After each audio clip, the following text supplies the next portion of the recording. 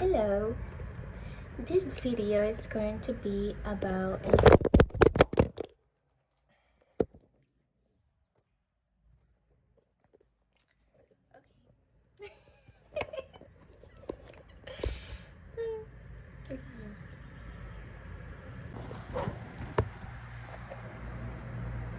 Hello. Okay, so this video is going to be about my experience with TMJ issues, or TMD, which is the temporomandibular disorder itself. Okay, so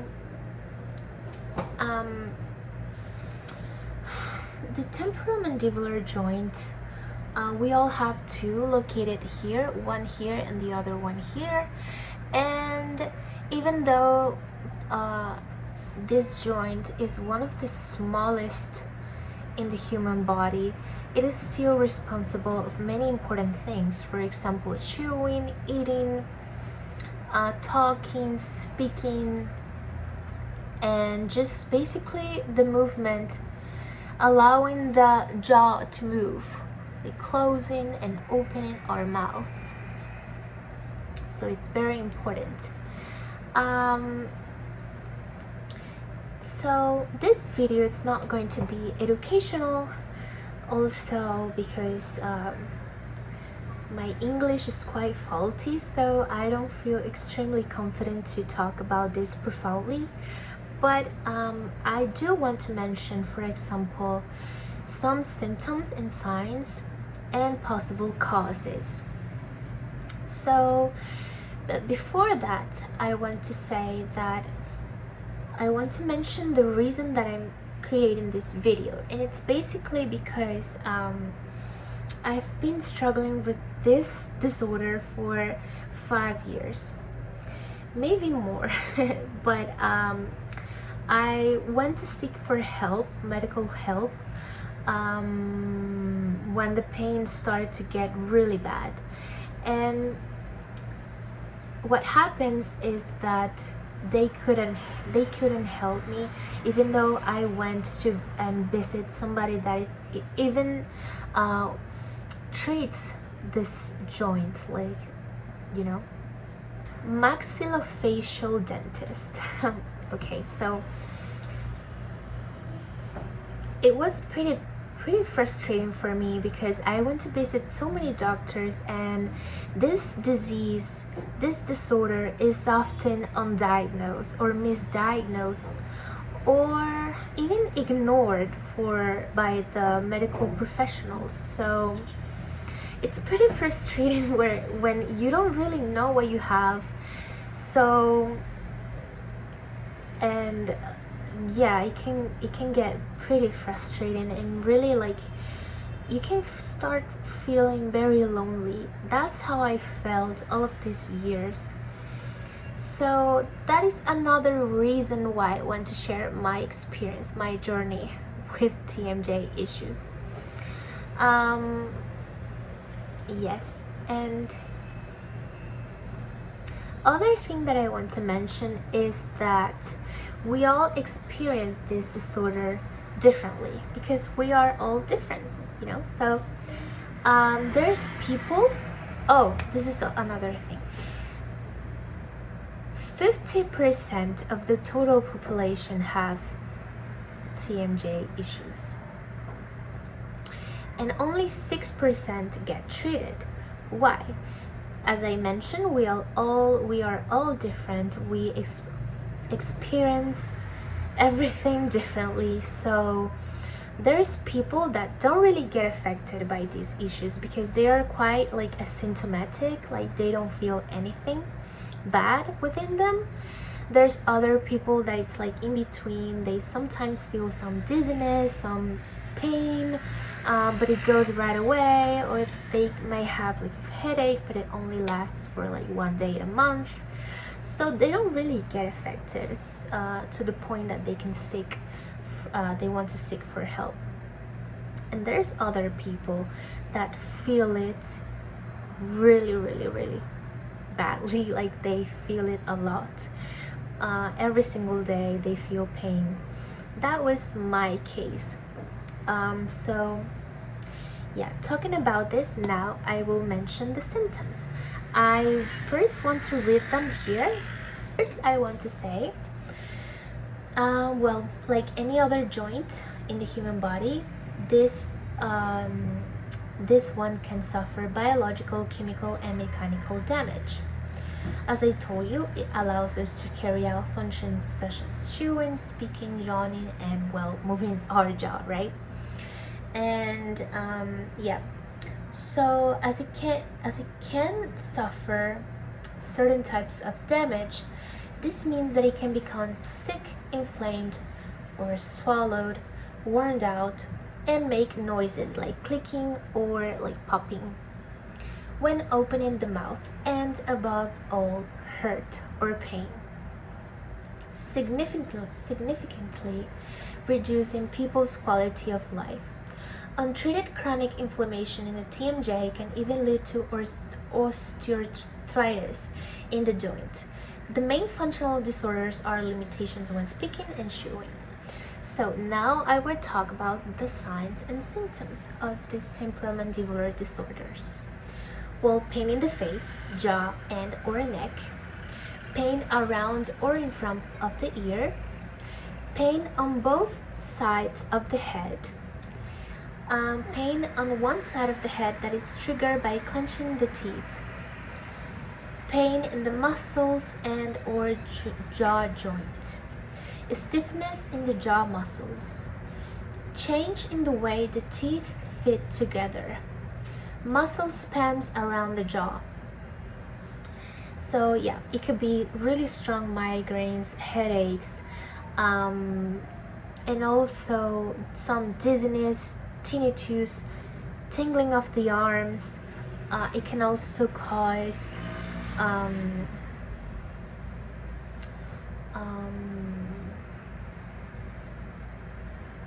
yeah, I think those are the most of the symptoms. So what are the could be the causes? Well, injury to the jaw or joint. This injury doesn't have to be like very traumatic, like for example a huge accident, as this joint is pretty small. Basically every accident where you hit this part of the face can damage the jaw to a point where you don't it could be so slightly that you don't see the issues later on. Also about, yes, that's right. And a bad occlusion of the teeth, previous orthodontic treatments, wear of the disc of cartilage of the joint, stress or anxiety leading to bruxism, which is unconscious habit of clenching or grinding the teeth, and rheumatoid arthritis or gout, which are diseases that cause inflammation of the jaw. Well, okay. Another possible cause that I want to mention is the one that affected me mostly, because obviously there are other reasons why it affected me, is also doing mewing, which is this practice where you try to correct how your bone structure looks, the muscles that surround your bone structure, so you can look like more even here, the jaw area.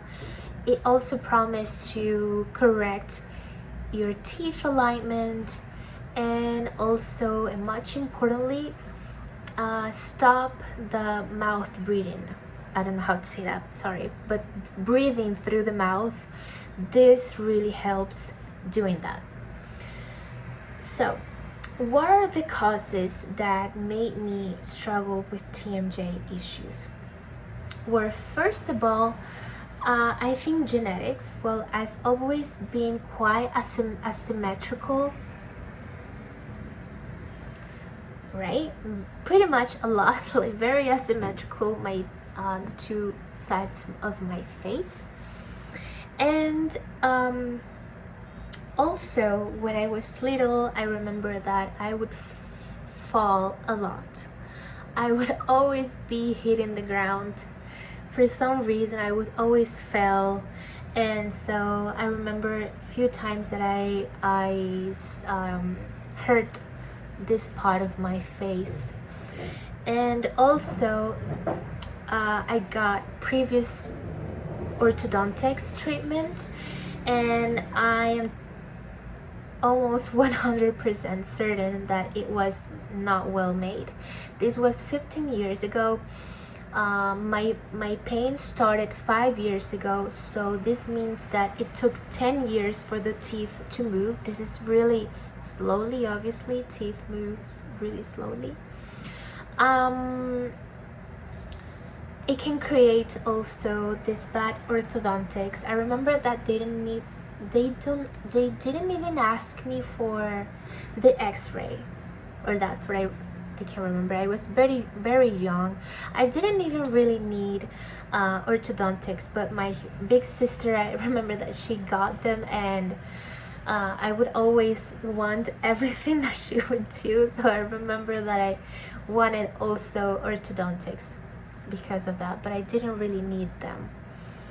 And so after I received it, I remember when they took the braces off, I had like spaces in between my teeth, and that was, I remember that I would get food inside of my teeth, and it was really uncomfortable. And I would use the strings, the dental strings, and I remember that I would feel the spaces in between my teeth, and some were quite big, and not in this part, but I mean in the teeth that are the side teeth, right? Sorry for my English. And so yeah, basically I think, and after they took them off, like a year later or 2 years, I had to take out the wisdom teeth. Like I had to take out the 4 of them, because my teeth were moving and I would have so much pain. Like my gums were bleeding, and I had to take them out, right? So obviously this causes for my teeth to continue moving, and yeah, basically teeth are always moving. So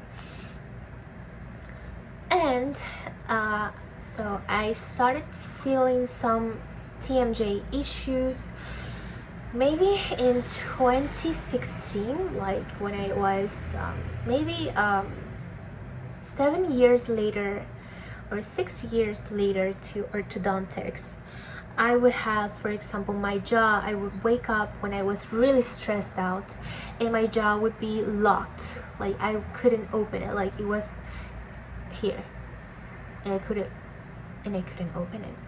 So for example, if I would like to eat something, for example a burger, like I couldn't, and yeah, so it started like that. But I never had pain, like I never experienced any type of pain.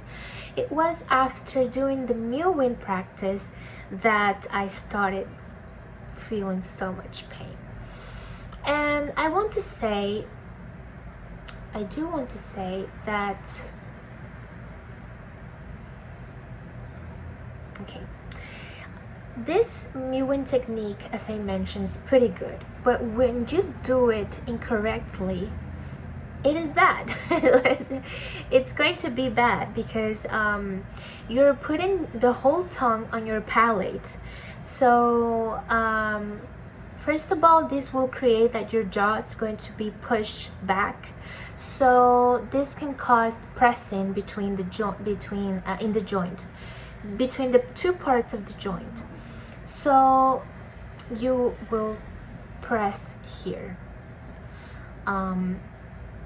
and Also, if you are putting your tongue on the palate, you can start as you press into the palate.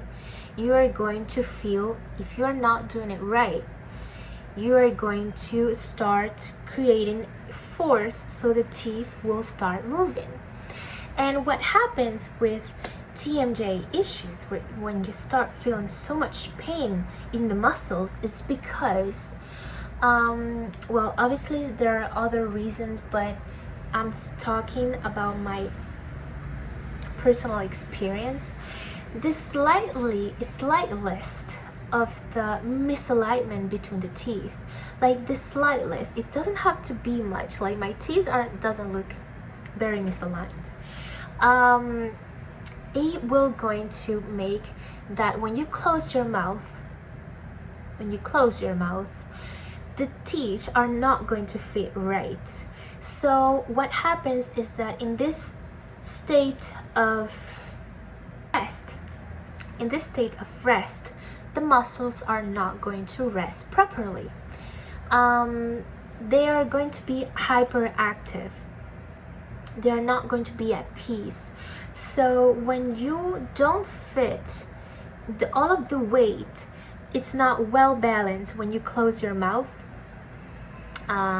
This weight obviously balance depending on how the teeth are contacting between them. If there are parts where there's no contact, they are not fitting, there will not be a proper rest.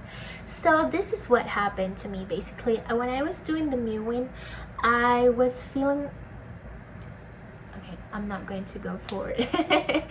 But what I was saying is that, okay, so yeah, so this can happen, right? The slightest of the movements of the misalignment in the teeth. So when you're doing the mewing, and if you're not doing it properly, this can make your teeth to move, because you are pressing your tongue in the palate, so the teeth will start moving, right? So this can be really bad, right? This can be really bad. And yeah, not only because the jaw goes back, but also because of this. So it's not for everybody. So what I want to say is that if you want to do TMJ, I really want to recommend that you do it with an expert. Like, you do it properly, and you not just like me, that I watched like 5 videos on YouTube and I was like, well, I'm going to try it, because I didn't have like the notion of what I was doing. I didn't know about any possible side effects at that moment. And so there are people that give personal sessions, or even online, they give sessions to really study your case and really teach you how to do it, and see if you're doing it wrong and correcting you. Like, if you do this Mewing technique like these people, then I believe that is the best way to do it, right? Well, what happened to me specifically, I remember starting doing it in February 2019. And so I started doing it, right? And I started to experience slight headaches when I would wake up. Like, I would wake up with my whole arm in top of my head, because I would feel the tension, but it was minimal. But in August of that year, it was when the headaches started to get really bad. And every single day at night, when I would rest, when I would put my head in my pillow, the pains would start. And yeah, what happened is, as I told you, my jaw always had been a little bit projected to the front like this. And you know, as I started doing this Mewing technique, my jaw went to the back, right? So these muscles started to lose strength, you know. So whenever I would lay down on my bed, my jaw would just go to the back. And as I told you, this would create pressure here in my joints. So I didn't realize until December of that year that I was like, well, hey, this could all be triggered by the Mewing stuff. I started looking online of testimonies, like really hidden testimonies of people that really had bad experience doing this Mewing technique. Like, you don't see this type of testimonies on YouTube. Usually there's people that even go after you just by talking about this stuff because they believe this is the best technique ever, like, or you're just doing it wrong and it's your fault, like, don't mess with Mewing. And it could be really bad. So that's why I'm not saying it is a bad technique, I'm just saying you have to do it right. So yeah, these people gets really attached to this stuff only because it did good to them, not considering that there are cases where it can be really bad. And I remember seeing a couple of videos where experts say that it doesn't matter if you do it wrong.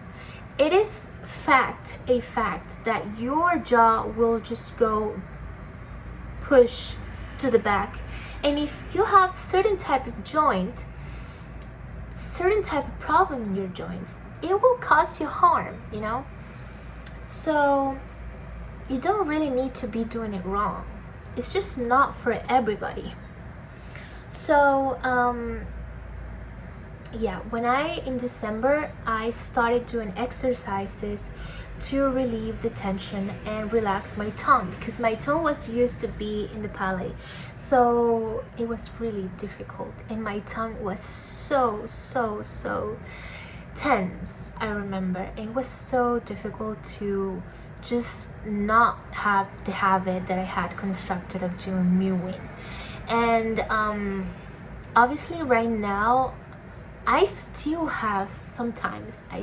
like can feel, for example, the tongue like creating like sort of border or wall between in my throat. I don't know how to say it, to explain. And yeah, this causes that the air doesn't go through the mouth. It just goes through the nose, right? But I can still feel like the muscles, you know. So yeah. Okay, now that I spoke about this, I want to mention how this disorder can be so, as I said, undiagnosed, misdiagnosed, or even ignored by medical professionals. So I went to visit one neurologist, 3 traumatologists, 3 physiotherapists, even one I received more than 20 therapies. I went to visit a maxillofacial dentist, then an orthodontist, periodontist. So I forgot to mention that these 2 doctors made me have dental splints, 2 dental splints, and they didn't help me. They didn't reduce my pain, just the slightness in the joint. But the pain would sometimes get worse when I would wear the dental splints for too long, and it would add pain to my neck. I would feel very stiff neck, so that's when I stopped wearing them after 8 months. I also went to have Botox because everybody would say, no, that's stress, that's anxiety. So I received Botox to the master muscle and it didn't work. The pain was still there. And also this irradiates to the temporal muscle because they are connected. So if you have this tense, because it cannot relax, it will create tension here in the temporal muscles too. And so yeah, I went to visit those, and I think I've already spent $2,000, which is a lot in my country. That's a lot here in my country. And I just stopped seeking for medical help. Like everything that I thought that I had was just discarded. So I just said to myself, this was 2022, and I said to myself, I'm just going to continue with my life. Like, I didn't know what I had. So I went to my life, but what happens is that this disorder gets worse with time if it's not treated. So a few weeks ago, I started feeling difficulty to eat. Like, I cannot really eat good. Like, I can hear the clicking and a lot of pain here. So that's why after I would be with pain all nights. Like, I sleep with pain, but as I said, the pain got worse so that with the time, so that I would get really, really bad migraines and headaches every single day. I experienced pain 24/7 for the last 5 years. And obviously I haven't mentioned how lonely this journey has been, where people just tell me, just relax, you're just stressed. And I don't feel stressed I only feel stressed by the pain, not by any other thing. And it's just really difficult. So if you have this type of issues, type of joint problems in the TMJ, I want to tell you first that you are not alone, that you're probably being misdiagnosed if you already went to doctors, and it's common. It's common that it happens, and it's okay too. So I went to visit a specialist in TMJ, orthodontist, and wow, his treatments were really expensive for living in my country. So I need to do 2 studies that are $200 each, that I cannot do them at the moment. So I wish I could, at least he told me that yes, I have a TMJ issue, right? He knows more about this, and he touched my face. He saw the x-ray, and he was just, look, you have a TMJ problem. How are we going to treat it depends on these 2 other exams, which are, I guess in English would be tomography and magnetic resonance would be, I don't know. The studies to at least know what treatment I'm going to need. But I wish to be telling you, well, I'm just already cured, and I'm just really, this is just something about the past and I want to share it. Like, I still haven't finished, like my journey hasn't finished, but I feel hope because I know what's happening, you know, after so much time, I know. So other thing that I want to mention in this video is that I want to talk about other things that help me. You know that all of this part is related to communication, to self-expression. So how is it? How is your true self? Here is the true self. How is your expression going? Are you being authentic? Like, are you sharing your truth with the world? Are you communicating freely? Expressing yourself freely? How is it? And I also want to know if you want to share with me, because the neck is the connection between our hearts and our minds, right? So for example, there are moments that we think something is right, like we think this is the right thing to do, but our feelings are like, I don't feel this is right. So how is your mind and your heart aligned? Like, are they connected? Like, are they going in the same path? Are they agreeing with each other? If they are not, sometimes it happens because we follow more our minds, what we think it's okay, and not our hearts. But it can happen the opposite. Sometimes our hearts really want something, but our minds is like, well, no. Okay, so we should try to have balance between these two sources of creativity. I'm sorry, just that the little birds are like, I don't know what they're doing. Okay, so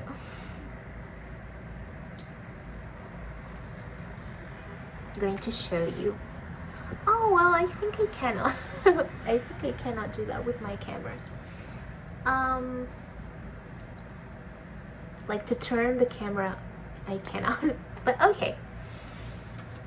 So how is it that you know? And also, are you expressing yourself? How do you communicate your feelings? Those things are really important, and I really want to share to you these things that really help me in some degree, like a lot. It's making my symptoms not get worse, at least. Which are communicating my feelings in a vulnerable way, like acknowledging my feelings and knowing how to share them, how to express them in a healthy way has helped me a lot. Also, posture. I've learned really good exercises for posture, good posture, that I also want to share. And also massages. I do every single day 1 hour of massages that just make me feel so much good.